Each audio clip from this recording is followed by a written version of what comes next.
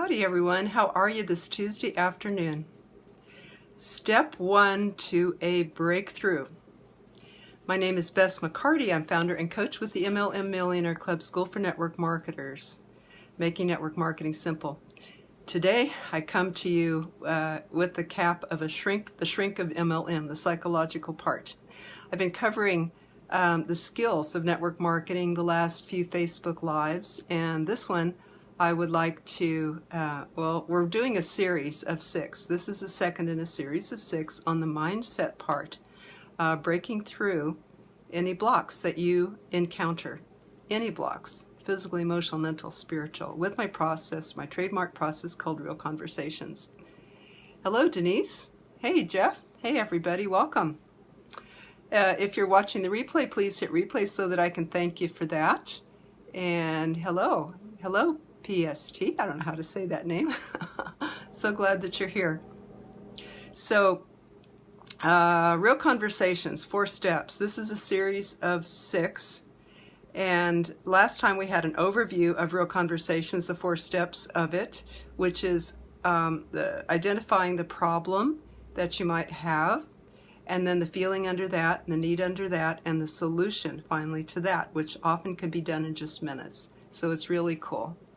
Oh, thank you everybody for your likes and loves, and thank you so much. Okay. When you or your team are stuck in some way, when you're faced with burnout, fear, skeptics, procrastination, stress about time, money, or family needs, this process, Real Conversations, is the best tool that I have ever known to get you from stuck to solution fastest. Because when we're stuck, we're not moving, right? So this gets you there the fastest. I learned this from my own process, my own moving from problem to solution and working with students and clients. I said, there's 4 steps here. I wrote these out. I said, there's a common 4 steps. So I began seeing that there was a method. Not that I created, but just that I noted. That's how the healing and the process works. So then I trademarked this and taught it. There's not a problem that Real Conversations cannot solve. There's not a problem that doesn't have a solution. I guarantee that. My job is to help you to get there quickest, easiest, faster, and better. From stuck to solutions, Jeff says. Yeah, thank you. Thank you. That's it. That's what Real Conversations does. So last week gave you an overview of the 4 steps. The next 4 are going to delve into each of the 4 steps, which is identifying the problem, the feeling under that, the need under that, and the solution under that. It's an art. It's an art. However, at the end of this, I will give you a link so that you can get there real quick and fast and easy. It's a link with a radio interview with me about Real Conversations and about a flow chart that you can follow and 5 lessons that make it real easy to do. Really, this can be done just in minutes. But I'm going to take my time going through these and explaining these to you so that you can do it in minutes.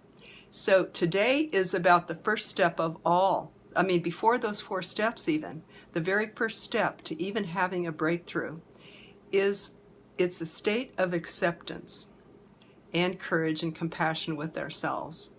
And I'll explain in a minute why that is necessary, why that's important. Being honest with ourselves, that's what Real Conversations really is. It is a crucial, vital conversation that we have with ourselves, with our higher selves, with our higher power, with the mothership, as Gary Zukov would call it, the seat of the soul guy.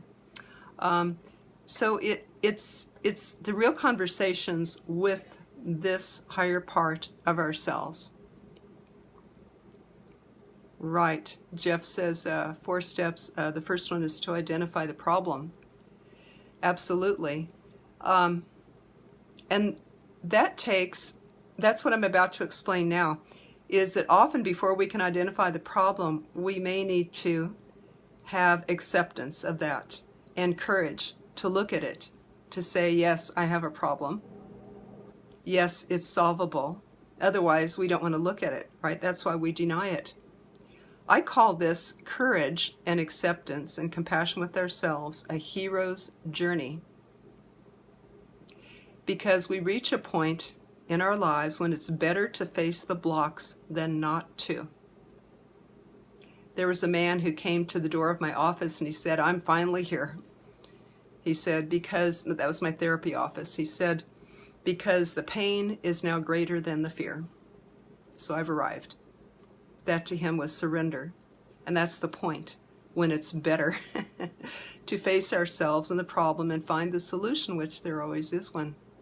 It's the inner drive within us that makes us want a better life. It's the same when a baby is ready to be born. You know, the baby's all nice and safe and cozy inside, but it outgrows that womb. And it needs to come out. It needs room. It needs a new experience, a new environment than that. And if the baby were to say, "No, I'm going to stay in here," well, it would eventually hurt, right? Because there's not going to be enough room, because the baby keeps growing. It just keeps growing. That's nature. Everything keeps growing. A tree keeps growing. Everything does. You can't stop it.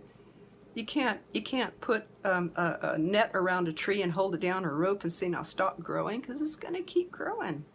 And we keep reaching. Our nature keeps reaching for better, and it's easier to go with that. Hi, Jacqueline. Hi, everybody. Thank you for the likes and loves. I appreciate that. And if you know somebody that could get benefit from making breakthroughs, I'd love if you share or tag them below. So thank you, everybody, for being here. Thank you, Jacqueline. Okay, another example of the need for this courage and acceptance and surrender to the process is you have a garden hose and you turn on the water and water can come out. But if there's a block, if there's something blocking it, like a rock or sludge or mud or something like that, it'll be okay with it as long as the water isn't turned on. But if the water is turned on, then if there's a kink in the hose or a block or something like that, then the water is going to want to unkink the hose. It's going to put pressure against that mud or rock or that kink, and it's going to make it unblock. It's going to push it through. And life, we reach points in life sometimes that's called pain. The part when life is trying to press through before the block is removed, that's called pain. And that's why we feel stuck and we want to break through. We want, it feels bad to be stuck, to be blocked, because the pressure once is pressing like a baby wanting to be born. And I'll tell you, when my son was born, he was born at home, had a midwife, all safe and all that stuff, and it was wonderful. But when he was ready to be born after many hours of labor, I didn't realize that I was holding back. My muscles were subconsciously tightening. You know, the muscles that you use to keep from going poop or pee, the perineal muscles. I didn't realize that I was fighting against my own desire to birth my son. His need was to come out, and I was and my need too, and I was unconsciously holding those muscles tight. Well, once I realized that and I just relaxed, boom, he was born. So there's less pain that way, right? Hi, David. Glad you're here. Glad everybody's here. Talking about breakthroughs. And the pain when we fight against our own breakthroughs, when we resist, when we pull against them, like when I gave birth. Didn't know I was working against myself and against my body's nature that wanted to give birth. So sometimes we hold back like that, and that usually is identified if we can identify that fear, like the man who came to my office and said, "Okay, I'm here." You know, my fear held me back from what wanted to naturally happen. And that caused pain. Now the pain is greater than my fear, so I'm here. You see, so that's why acceptance and compassion and that courage to move forward is so important. Now, why do we have that fear? Why do we work against ourselves like that? It's unconscious, and I'll tell you why. Because as children, we were often shamed and guilted and criticized and put down for having core needs. Real Conversations works because it identifies a core need, a core God-given need. And you know it's a need, a God-given need, a life-given need, because it's real and it feels right. But we work against ourselves because when we were little, we were told, no, you're not angry, you don't feel that, you're not hungry, don't cry, don't be sad. Or we're even shamed and put down for those things. So our true innocent nature comes in as a child and has these natural needs, and expression of them are trying to get those needs met, but we run into this criticism and judgment. And then our true nature goes underground, and our ability to identify those true needs are hidden from us. They're locked away safely, because if the child is hungry and cries, and the parent gets frustrated about that, or the child has some other need that the parent can't identify, there's a pin sticking them or something like that, and or a sharp point in their diapers or something like that, or Velcro sticking them, and the parent doesn't know what it is, the parent can get frustrated about that. Or even older, a child hits his sibling because that sibling took away their toy. And so he hits him because he wants that autonomy and that control over his things. He hits the sibling. The parent says, hits the child back, says, don't ever hit your brother. So that's good role modeling, right? So we get all messed up and confused because our parents were raised that way, and so on and so forth on back. And that repeats and replicates itself. So there's dysfunction in the world. Right? John Bradshaw identified that everybody has dysfunction in themselves and their family. And it's our job to kind of unravel, be a detective, uncover the true needs. And to do that, we have to have acceptance and compassion for our needs. We have to regain that back. Those needs that were shamed. Because identifying those needs is the whole secret. That's the hidden part. Real Conversations works because it meets the core needs. Thank you for the likes and loves. I appreciate that. And we'll take questions in a few minutes too, everybody. So the Real Conversations process works because it meets the core needs. Our lives work when we meet our core needs. Our lives don't work when we do not meet our core needs. That's simple. So I gathered all of the needs into this chart, my Real Conversations chart. It's in the third step. First step is problems, second emotions, third is needs, and fourth is solutions. 4 steps. I gathered all the needs. I studied Abraham Maslow and all of them that I could find, and put the needs into this chart on the third step. I'll put the link in the comments for you. So it's important to know our needs, which can be physical, emotional, mental, and spiritual. If you can't identify, which need that you have that's not being met that's causing the problem, because every problem is a sign of an unmet need. If you can't identify which need is not being met, you can pull out my chart and look at that until one of them resonates with you. Hello, Roxanne, welcome. And I'll give you an idea, a few of the needs. It might be, the physical could be the need for shelter, food, warmth, exercise, rest. Emotional, it might be the need for understanding, compassion, acceptance by other people and ourselves. Mental, it could be the need for learning new things, for exploring, for feeding our mind. And spiritual, it could be the need to contribute, among many, many other needs. So those are just some of them. It's important to know our needs. A plant that you get comes with a little care sticker, doesn't it? And it says this plant needs this much sunlight, soil, fertilizer, water, or whatever. Well, we come with that sticker too. And that's what my Real Conversations chart is. That's what that list of needs is. It's your care chart. And we all have all those needs, and we all need to get them met to be happy, to live comfortably. Because the plant needs all that stuff, right? It needs the sun, air, soil, fertilizer, water. And we need these things too. So I want to tell you today that your feelings and your needs are okay. They are valid. They are God-given. No need to be ashamed of needing understanding, attention, love, cherishing, care.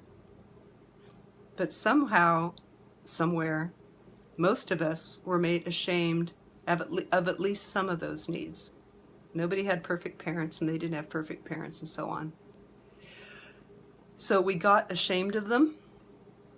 They go and hide because they cause problems, right? If I need attention, I heard this when we were little. Oh, stop bothering mom, she's busy. Stop bothering me, I'm busy. You just need attention. Stop needing attention. Like that was a bad thing. So, they call that a spoiled child. So the parent was busy. So to cover that, the parent said, well, you shouldn't need that, to make you the bad one. So that's shifting responsibility, right, of parenting. Parenting job is to love and nurture and care for that child. But the parent gets busy, or the parent gets impatient or sick or tired. And so instead of saying, I love you and I wish I could hold you right now, I need to rest, can we both lay down and rest together, something like that, the mother might say to the little child, you shouldn't need attention. You shouldn't need that. Go play. You don't need that. Go. You're bad for wanting my attention. You're bad for needing these things. So that's how it goes underground.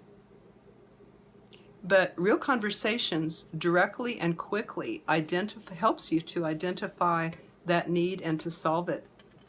But first, we have to bring that acceptance and compassion for ourselves. So the very first step that we're talking about today is to replace that shame and guilt about having our needs with acceptance and compassion and courage to look at them. Because when we look at them, we may encounter the pain that came with being shamed for having them when we were little. That's why it takes courage to feel that again. To feel that again and say, no, I wasn't a bad boy or girl. My parents didn't know how to meet my needs, so they made me feel bad for having them. That's important. Did you get that? I'm not bad. My parents didn't know how to meet those needs, so they made me feel bad for having them. And they said I was bad. I was bad. I don't deserve. That's why when I work with people in life and network marketers, they come along with the baggage of, I don't deserve success. I'm not good enough. I can't do this. I'm not capable. I can't. Because we heard this somewhere. So the first step is identifying those feelings and beliefs and blocks and problems. And that takes courage and acceptance of ourselves. We need to make a safe place for ourselves to be able to look at these things. Because it wasn't safe before, remember? So we need to make a safe place inside of ourselves to be able to look and find those problems and therefore the answers. Otherwise, we look in all the wrong places, right? Looking for love in all the wrong places. That will not bring the key because it will remain hidden. We're not looking in the right place inside. So if you feel bad about having a problem, just remember a problem is a sign of an unmet need. Do you feel bad As a network marketer, I'll speak to network marketers right now. Do you feel bad about not making your calls? Do you feel bad about not getting to conventions? Do you feel bad about procrastinating? Do you feel bad about your feelings? About feeling guilty or shamed, or I don't make my calls, therefore I feel bad, therefore I don't make my calls, right? So we feel bad about our feelings. Do you feel bad about needing self-esteem, or admitting that you need self-esteem or self-discipline or skills to do this better? Do you feel bad about needing support? Do you feel bad about needing to learn these things? Do you feel bad about needing to learn time management? Because if you do, it's going to keep you from learning it, right, and from getting it. So the inner child, this is what I do. My inner child in me, I call this my feeling part, or my child that got hurt in the past from being told these things. So to make this safe and available to me, to make my feelings and my needs safe and available to me, thank you for the likes and loves. To make this available to me, I need to create a safe environment. So I look at my inner child as my heart. And that child that got hurt in the past, I wrap her in a blanket of love and acceptance and compassion. And I tell her she is valuable and lovable, even if she makes her calls or doesn't, or people buy her, I'm not in a company anymore, but sign up or not, or buy the product or not. Or now I guess in my coaching, whether people join my coaching classes or not. I am still valuable and lovable regardless if people say yes or no to those things. And it's okay to run across problems and blocks. That's what life is for. And it's okay to be honest with myself. Yes, I have a problem. Yes, I need help. That takes a lot of courage sometimes. So wrapping myself in this blanket of acceptance and compassion and surrender to these things helps me to be in touch with the block that I currently have. And even though I designed this system 20 years ago and I use it every day, I still run across my next steps for growth. And it takes that acceptance and compassion to be able to identify what it is that I'm needing. Remember, if I feel guilty about a need, I'm not going to find it. I'm not going to be able to be in touch with it and solve it. So the first step is that acceptance and compassion. Whew, that's a lot, huh? I have an audio for you. It's a radio interview and a chart and a lesson with 5 steps of real conversations. I will put that in the links so that it's free, so that you can learn to walk yourself through these. I like to journal personally. I like to get out my paper and pen because sometimes I surprise myself what comes up on the paper. So if I have a block, maybe a block about making my calls might be, oh, I'm going to burn myself out like I've done in the past. So then a solution to that would be that I make a deal with myself that I'm going to pace myself, and that service with love for others includes loving myself and taking a break and rest when I need to. Or if I had a block in there about not being good enough, let's say that I had a fear about what I'm offering people is not good enough, or that they wouldn't know that the value of that, then my need might be for self-esteem, to go inside myself and say, I know that the material that I'm teaching people came from something bigger than me, and I'm just a vehicle bringing this down to make it available for people. And some people will be ready and some won't. And it's okay, even if it's only one person that's ready or none. I'm still going to put it out there and still do the work that I came here to do. So that would be a need for that self-esteem or recommitment to service. Hi, Michael. Welcome. That's good for today. Next time we're going to go into that step number 1, how to identify the problem, and how to journal about that and get that out, because that's important. So this is sort of a pre-step, really. You know, the first step to breakthrough is that acceptance and compassion, that courage to look at ourselves. Did anybody identify with this today? Did anybody, as a kid, get put down for things like I was describing? I think we all did to some degree.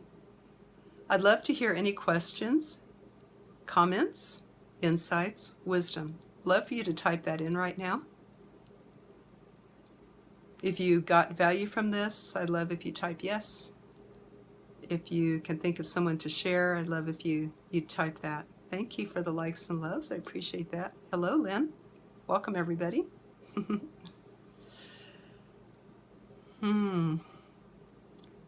So, a child, defenseless, doesn't have its logic in order to say, oh, that's my parents' problem, that's not mine. No, the child takes that and feels guilty for their parents' problem or their parents' pain, said, I must be the cause of that pain. Because the child does not have logic along, which comes about age 7. So in the beginning, there is the subconscious, and then about age 7, the logic comes in. About age 14, the emotional maturity comes in, or the emotional lessons come in. That's why teenagers are so emotional. But in the beginning, the child does not have that logic on board to say, oh, my parent says I'm bad. They obviously mean that they are tired and don't have time for me. So they're telling me I don't need attention. You know, the child does not have that logic yet, but we do. We can help our inner child to heal from those things of the past that we all carry forward into our adult life, including into our network marketing business. So why don't you take a look and see what your acceptance level of yourself is. If a problem comes up, how do you feel about that, about having a problem? Is that okay? Because that's what life is for. It's about developing our creative muscle to solve problems, right? To solve problems. That's what we're doing. Gary Zukav says that, well, we have a soul. I say I am soul, that high creative part of myself that can solve problems. And that's what I'm here to do, to learn, to grow that muscle, that spiritual muscle. Hello, Kareem. Welcome, everybody. So y'all are pretty quiet. Yeah, I could wave to everybody here. I can do that. Anybody have a question before we head out? If not, we'll head out. But anybody have a question, a piece of wisdom to share whenever you've experienced this stuff? Whenever you've experienced. Lynn, I was in elementary school in the 60s, very ADD, but was told in so many words I was lazy and stupid. Still hear that in my head, which results in I can't do it. My goodness. That's when I went to school too, and that's a long time to carry that, isn't it? Oh my goodness. 40, 50 years.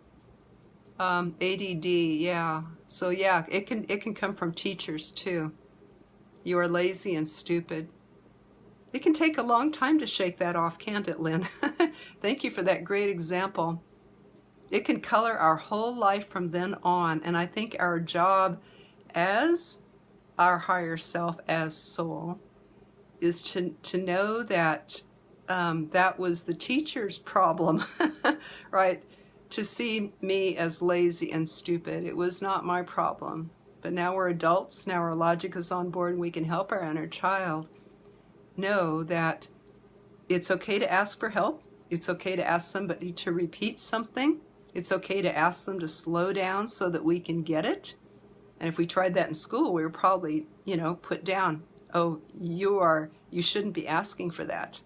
You're holding the class up, right? You're slower than other people. Even we know that ADD kids could be geniuses. They just learn differently. They're not lazy and stupid. I think they said that about Einstein, didn't they, Lynn? So our job is to throw off the I can't do it, but sometimes my whole purpose today is to bring that acceptance and that compassion that has to come before we can kick off the I can't do it.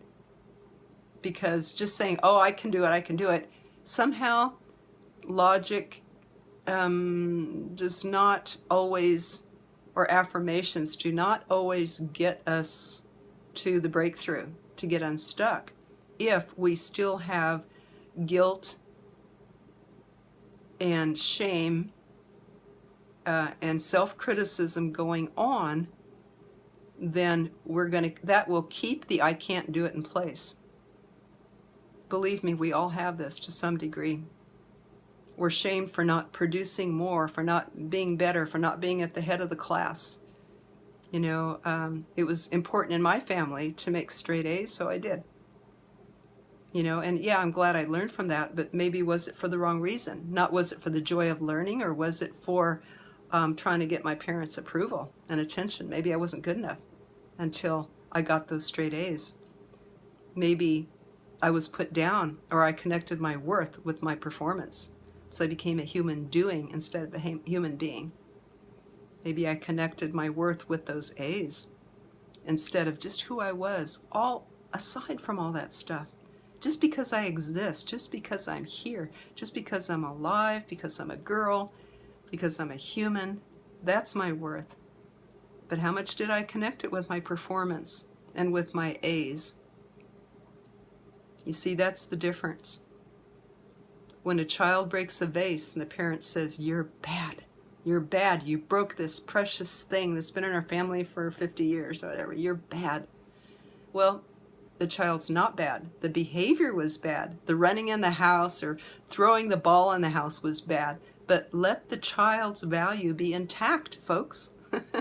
And when we talk to ourselves, let our value be intact. Let it be whole and untouched by all these criticisms and names. We are not bad. We cannot be. We came from the Creator, made us. We're intrinsically made of love. We cannot be bad. Our behavior could be more, desirable or changeable. Our behavior can be, and I want to learn behavior that works for me and others, not against. So in that way, I could say my behavior is bad. But when the child tells the parent, when the parent tells the child, you are bad, that's a deep core wound, a very deep spiritual wound. Because when we believe we're bad and we're not lovable and can't love ourselves, that makes our personal growth work impossible. First, we need to bring in that compassion to be able to give ourselves permission to have a need and feelings around that, to be able to say a problem is okay. A problem is just a sign of an unmet need. So we give ourselves permission to have that God-given need, like love and cherishing and compassion and understanding and help and support and all those good things. We're not meant to do this alone. We're meant to have that. We're meant to help each other here, I believe, and to learn from each other. But when we feel bad about having a need, it goes hidden. It goes underground because it's not safe to be known. And when it goes hidden and underground, the problem will stay in place. The procrastination, even the addictions, all the problems about life will stay in place until we have that compassion for ourselves, until we can be a Sherlock Holmes and we can find that secret hidden need that's in there, which is different for each person. So it's an individual journey, this is Real Conversations. Michael Murphy says, so good. Thanks for inspiring us. Thank you, Michael, for listening. Y'all who've listened this far, you've hung in pretty good, I think, because this is pretty deep stuff. This is a pretty big message I'm bringing today. But it is step one. It is important. Find that core spiritual wound that John Bradshaw talks about in this inner child work. I found that he and I were doing really a lot of parallel work together, so I began using his books and classes. If anybody wants some good videos on that, private message me and I'll send you some. John Bradshaw, it'll knock your socks off.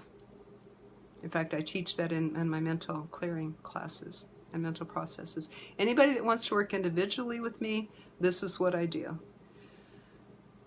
Bring that environment of compassion and a safe place to work on things and be honest with somebody to help uncover what's wrong and how to find the feeling under that and the need under that and then the solution under that.